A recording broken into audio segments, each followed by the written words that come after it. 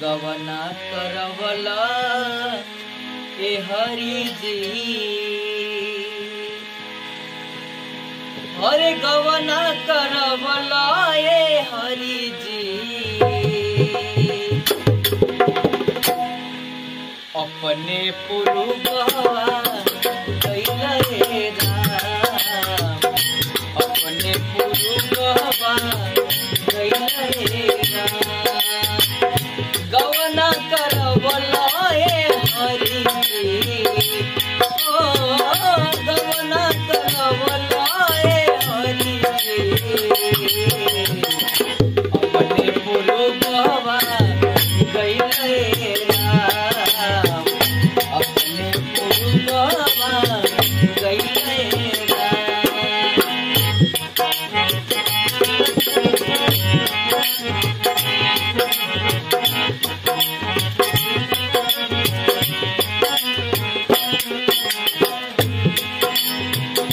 जब जब याद आवे तोहरी सुरतिया, जब जब याद आवे तोहरी सुरतिया, कटला से कटे नहीं बिरह के रतिया, कटला से कटे नहीं बिरह के रतिया,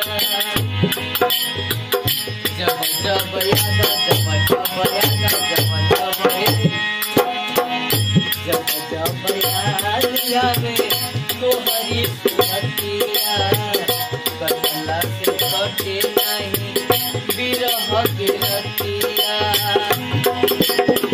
रोआ डहकवला ए हरि जी,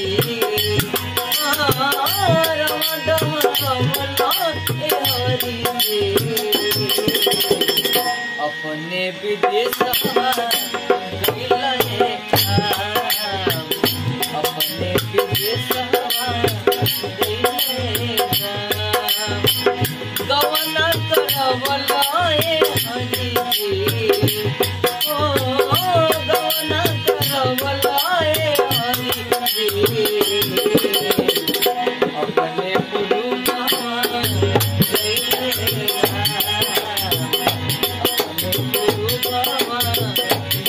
रे राम,